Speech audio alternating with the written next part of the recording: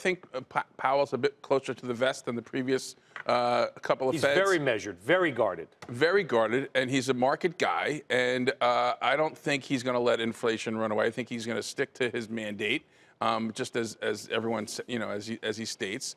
And I think he's going to continue to normalize rates. I think Art Cashin on your network made a very nice comment about it being Goldilocks. By taking a accommodative way, as Art was saying, he's saying that, interest rates are just right.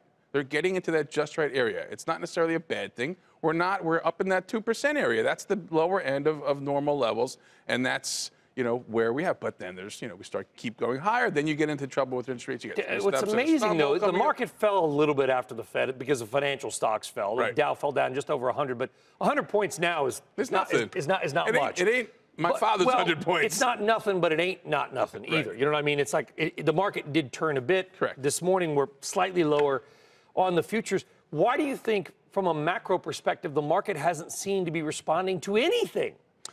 Whether it's the Fed or trade or the Trump or China or whatever it is. There's the only place for growth right now and decent, interest rate levels is the U.S. and in the developed world, in the G7 or whatever. So we've got some dereg in there. We've got some. Powell himself said fiscal policy is having a positive effect. Yeah. So things are doing okay. That's why the market's not crumbling. And here we are entering the worst part of the end of the worst part of the midterm election cycle. We're getting into that sweet spot. We did a little work. Everyone's concerned that all the gains up through September are going to take away from. Are we going to take a break before the midterm elections? We saw the market do nothing for a year before the presidential election.